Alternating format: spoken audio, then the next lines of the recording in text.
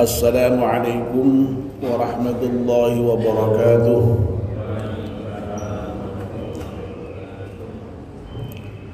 Bismillahirrahmanirrahim. Alhamdulillahi rabbil alamin. Wassalatu wassalamu ala asyrafil mursalin Sayyidina wa maulana Muhammad wa ala alihi wa sahbihi ajma'in, amma ba'd.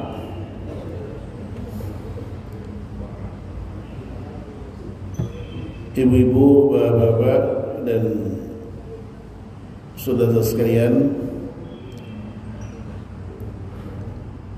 alhamdulillah kita panjatkan syukur pada Allah Subhanahu wa taala yang pada pagi hari ini atas limpahan rahmat dan nikmatnya kita semua bisa hadir di masjid yang kita cintai ini untuk melaksanakan aktivitas harian kita, sholat subuh berjamaah. Dan alhamdulillah sekarang kita bisa melanjutkan juga dengan melakukan kajian subuh. Kita mohon kepada Allah Subhanahu wa taala semoga seluruh rangkaian ibadah kita di pagi hari diterima oleh Allah Subhanahu wa taala. Amin ya rabbal alamin.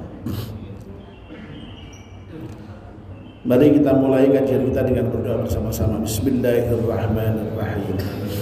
Asyhadu an la ilaha illallah wa asyhadu anna Muhammadar Rasulullah. Raditu billahi rabba wa bil Islam dina wa bi Muhammadin nabiyyan wa rasula.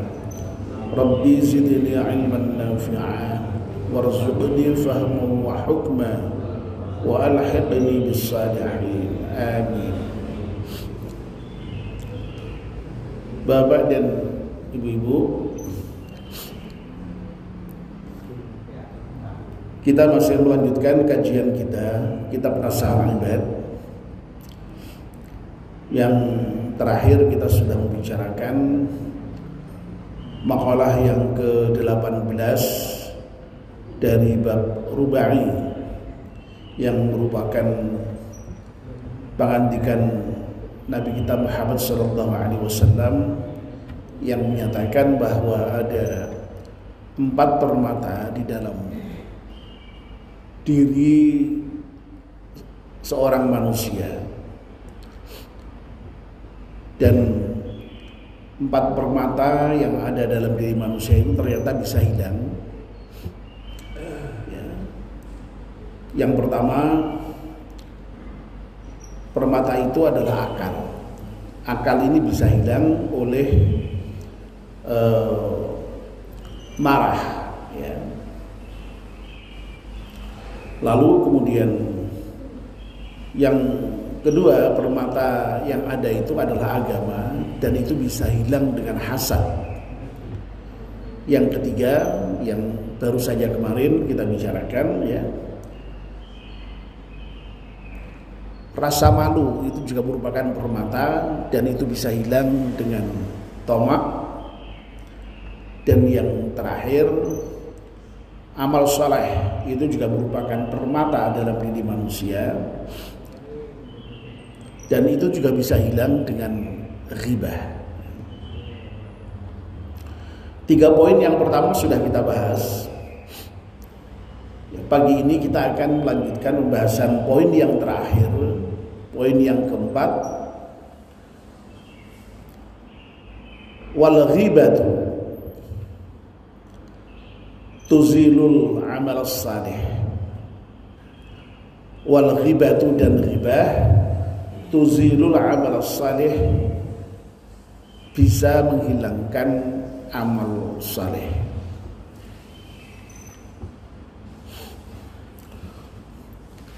Nah, ini Imam Nawawi memberikan penjelasan menarik ini, ya.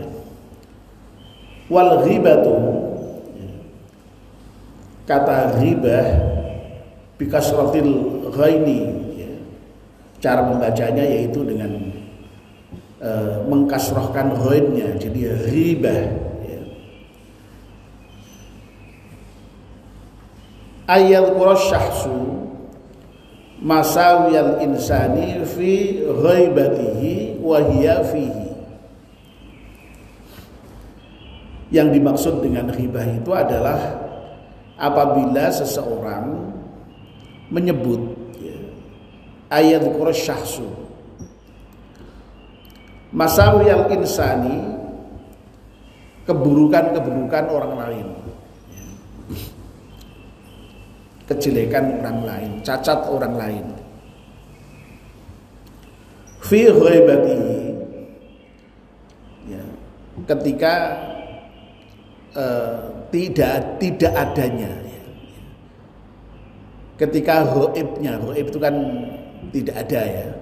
Ketika tidak adanya orang yang disebut-sebut keburukannya, wahya fihi, dan keburukan-keburukan yang disebut tadi itu fihi memang betul-betul ada pada diri orang yang disebut tadi itu. Ini definisi ghibah ini, ya. Jadi ayyudhkar syahsu masawiyal insani fi ghaibatihi wa hiya fihi. Jadi kalau diterjemahkan dengan bebas, ghibah itu adalah ketika seseorang, ya, menceritakan keburukan orang lain, ya. Misalnya menceritakan keburukan si A begitu, ya. Si A itu begini ya. Nah begininya itu semuanya merupakan keburukan, ya.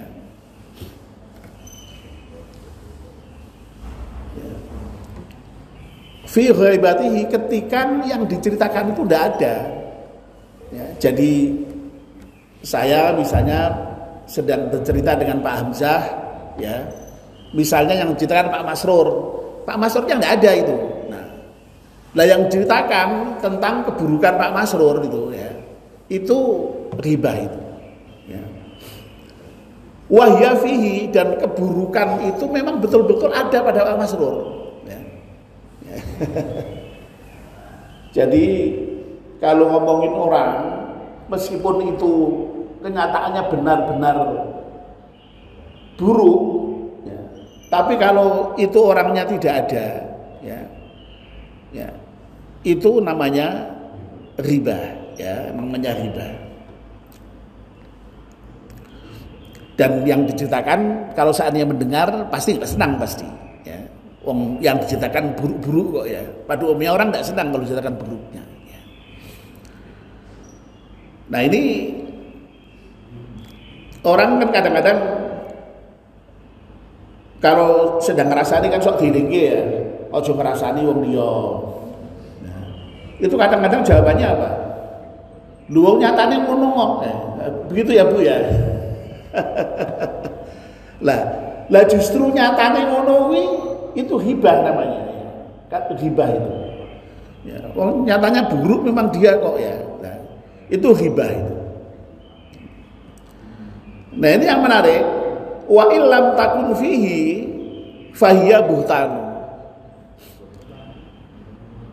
Kalau yang diceritakan itu kok tidak betul-betul ada di dalam diri orang yang diceritakan tadi itu, ya, diceritakan buruk, ya, suka ngutil, suka apa namanya, yang buruk-buruk lah, ya, yang buruk-buruk itu, ya.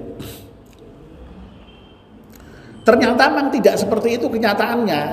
Itu buhtanun, itu dusta, itu bohong, itu kebohongan, itu tuduhan bohong itu. Jadi fitnah berarti. Wong tidak begitu kok diomongkan begitu, tidak buruk kok diomongkan buruk.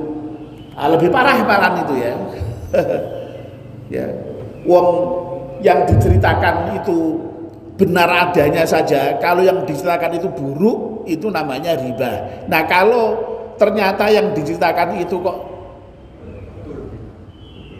tidak ada, ya, artinya orangnya baik-baik saja, jadi keburukan-keburukan itu hanya karangan, itu berarti bohong, dusta, sama aja dengan fitnah, tuduhan dusta itu, ya.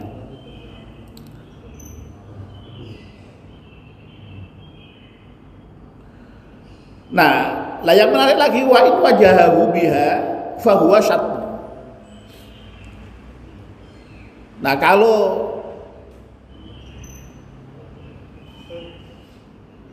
yang diceritakan buruk tadi itu kok di hadapan orangnya,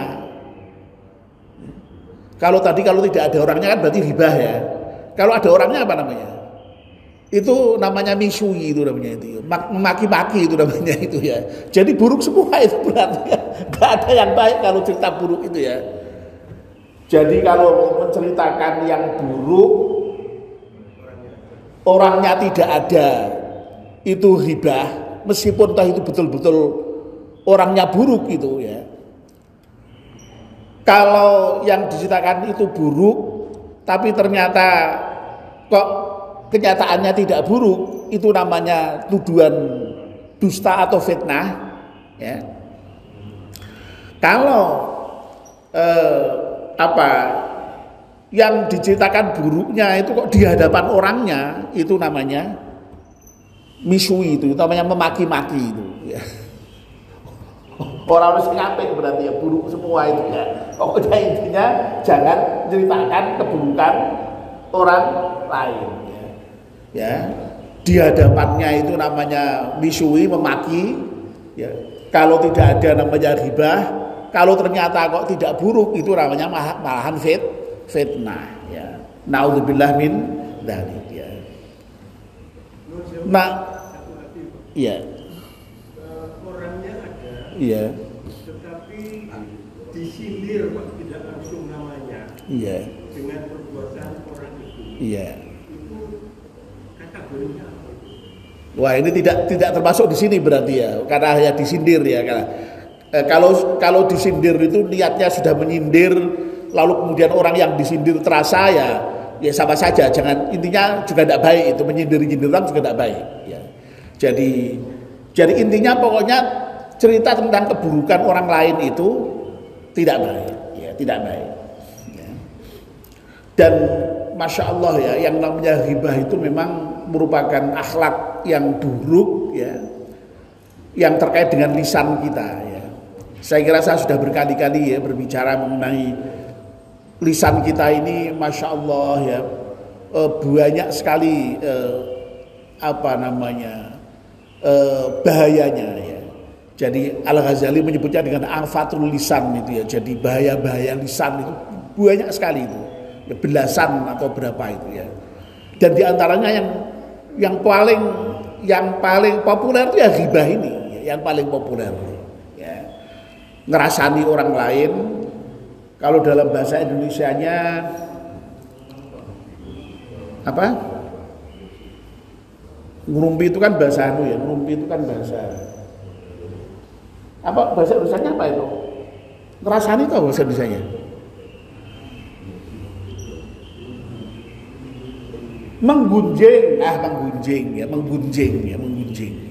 Menggunjing ya. Itu bahasa Jawanya ngerasani, bahasa gaulnya ngerumpi ya. Bahasa Arabnya ghibah itu ya. Itu dilarang betul itu ya. Nah, ghibah itu ya ternyata masya Allah ya,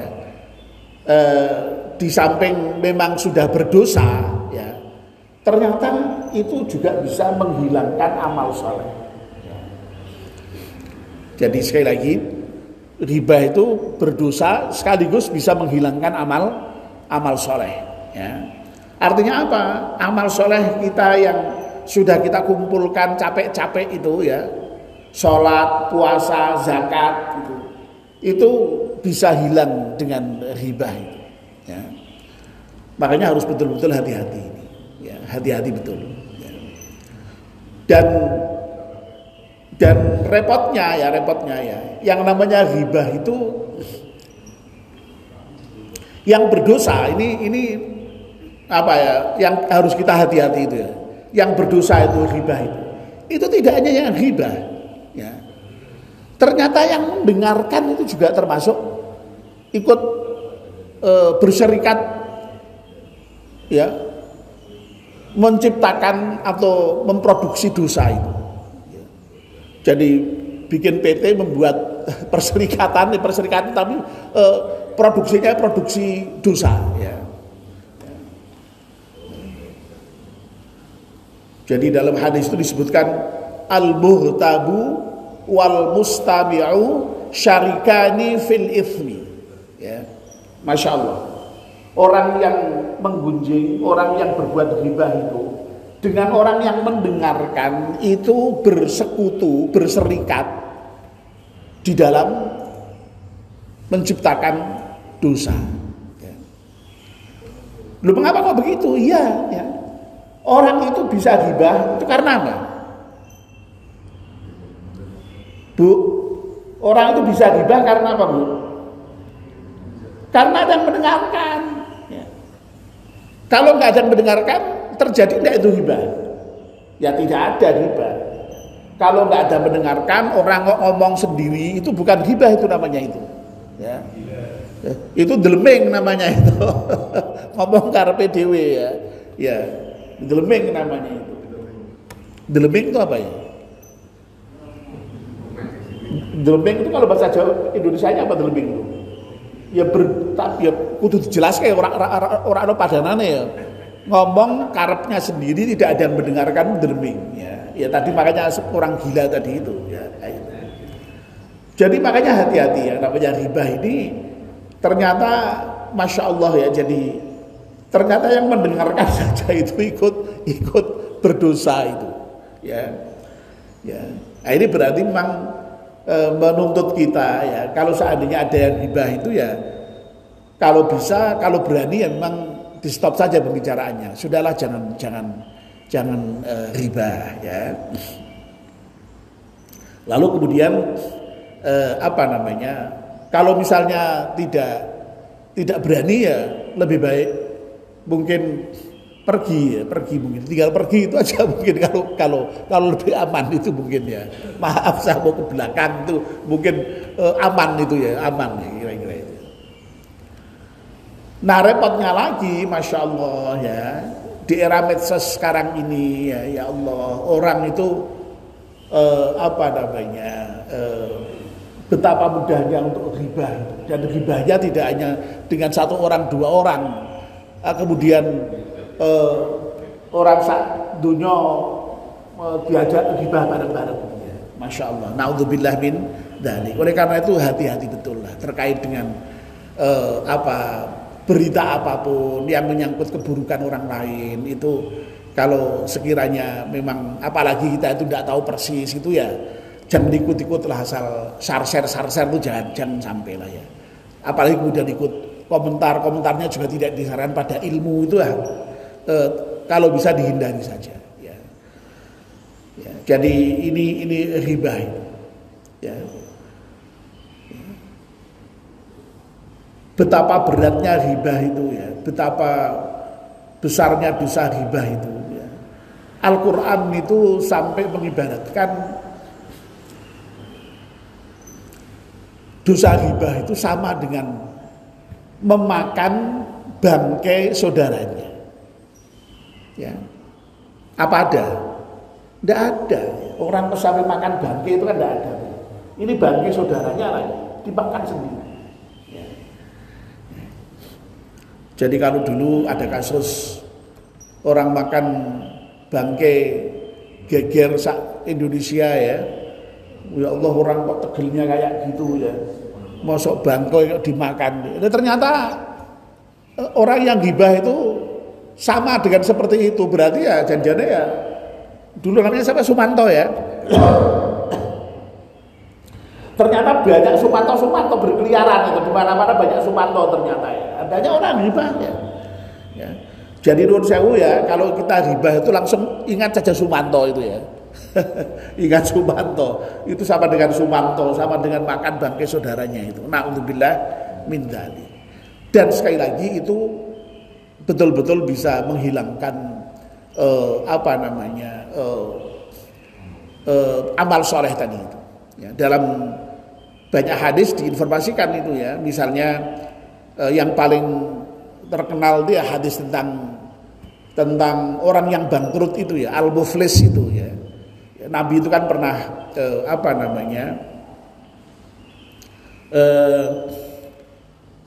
bertanya pada sahabat ya, tahu enggak kamu itu siapa yang disebut dengan orang yang al-muflis itu, orang yang bangkrut itu? Ya, sahabat pede sekali menjawab, ya tahu toh Nabi, masa orang bangkrut enggak tahu? Orang bangkrut itu orang yang tidak punya uang sama sekali ya. Dagangannya habis ya, uangnya habis ya, bangkrut dia. Kata Nabi, oh bukan itu yang tak maksud, kalau itu sih bangkrut biasa itu, ini bangkrut yang betul-betul bangkrut. Nah terus ya biasa lah, itu apa Nabi? Terus Nabi kemudian cerita ya orang yang bangkrut itu nanti ketika seorang itu datang pada hari kiamat dengan membawa pahala sholat, pahala zakat, pahala puasa, pahala haji, pahala ngaji, pahala sedekah, macam-macam itu ya. Tapi ternyata dia di dunia itu juga memaki si anu, menuduh si anu, ya, memukul si anu, ya. Meskipun ghibah di situ tidak disebut secara eksplisit, tapi ya tadi ada qadzaf, ada tadi memaki tadi itu ya. Ya, dan itu sebenarnya semua perbuatan anak Adam kepada anak Adam yang lain yang sifatnya dosa ya, sehingga disebut dengan dosa haku Adam itu, kalau tidak betul-betul dimintakan ampun di dunia, besok di akhirat jadi tanggungan. Dan kalau itu banyak ya, amal-amal kita itu nanti untuk menutup menutup dosa-dosa kita itu, dan itu diberikan kepada orang yang dizalimi tadi itu, termasuk dihibahi tadi itu ya. Dan kalau amal kita itu kok sampai kemudian tidak cukup ya, jadi amale pas-pasan, sementara dosanya sampai pirang-pirang, dosa sing haku Adam tadi itu, nah itu sampai bisa bangkrut itu. Bahkan kemudian dosa orang yang tadi dizalimi tadi, termasuk dihibahi tadi itu bahkan kemudian dilimpahkan kepada orang yang berbuat zalim itu. Na'udzubillah min dzalik. Ya. Makanya ada kasus juga nanti di akhirat itu orang tiba-tiba tahu mendapatkan pahala banyak. Dan ternyata pahala diceritakan yang tidak bagus tadi itu, keburukannya tadi. Ya. Jadi sekali lagi Masya Allah ya. Jadi ini harus kita perhatikan betul ya. Jadi dalam Islam itu ya memang perlu saya sampaikan kembali ya, supaya kita tahu betul ya. Dalam Islam itu memang semua perbuatan baik ya, perbuatan baik itu bisa menghilangkan perbuatan buruk. Innal hasanati yudhibnas sayyi'at. Sesungguhnya yang perbuatan-perbuatan baik itu akan bisa menghilangkan perbuatan buruk, menghilangkan dosa. Ya. Maka Kanjeng Nabi Muhammad itu pernah berdoa, pernah bersabda maksud saya ya. Jadi ittaqillah haitsu ma kunta. Ya. Jadi kita diperintahkan Kanjeng Nabi itu untuk bertakwa di mana saja, dalam keadaan apa saja. Ya. Wa'ad bi'isayyatil hasanat mahauha, dan segera ikuti kalau kamu berbuat buruk itu dengan perbuatan-perbuatan baik, dan perbuatan-perbuatan baik itu akan bisa menghapuskan dosa dari perbuatan-perbuatan yang buruk itu. Makanya dalam konsep Islam itu semua ibadah itu menghapus dosa itu. Sholat menghapus dosa, puasa menghapus dosa, zakat menghapus dosa, haji menghapus dosa. Ya. Semuanya menghapus dosa itu. Ya. Wudhu menghapus dosa. Dosa-dosa kecil itu gogrok dengan wudhu itu. Ya. Ya. Tapi itu enaknya. Tapi berita buruknya ya ini tadi. Ya. Amal-amal buruk juga bisa menghilangkan amal soleh. Ya. Kemarin baru saja kita bicarakan ya, yang namanya hasad bisa menghilangkan agama, bahkan agama bisa hilang dengan hasad itu. Ya, hasad itu juga digambarkan bisa membakar ya, atau menghapuskan kebaikan sebagaimana api menghanguskan kayu bakar. Hilang, habis, dilap kedengkian. Nah ternyata ghibah sama, ternyata juga bisa menghilangkan amal soleh tadi itu. Nah mudah-mudahan kita semua ini oleh Allah diberi kemampuan untuk bisa menahan diri, tidak berghibah ya. Lebih-lebih ya sekarang ini sekali lagi di era medsos itu godaan untuk itu lebih besar ya, sehingga memang harus lebih hati-hati ya. Saya kira di medsos kita itu juga sudah bagus ya, fenomenanya, kalau ada misalnya yang share hal-hal yang sekiranya tidak bagus, ada yang mengingatkan, nah hal seperti itu tidak usah di-share lah, nah, itu bagus saya kira itu ya. Nah, kemudian alhamdulillah juga ada sikap yang bijak dari peng-share ya, kemudian ya sudah kalau gitu kita hapus ya, itu bagus saya kira itu ya, sudah bagus ya. Jadi intinya kita harus lebih berhati-hati di era medsos sekarang ya. Sekali lagi mudah-mudahan kita terhindar dari sifat ghibah ini. Amin ya rabbal alamin. Mari kita akhiri dengan berdoa bersama-sama. Bismillahirrahmanirrahim. Wal 'ashri innal insana lafi khusrin illa alladziina aamanu wa 'amilus shalihati wa tawassaw bil haqqi wa tawassaw bis sabr. Subhanakallahumma wa bihamdika asyhadu an la ilaha illa anta astaghfiruka wa atubu ilaik. Wassalamu alaikum warahmatullahi wabarakatuh.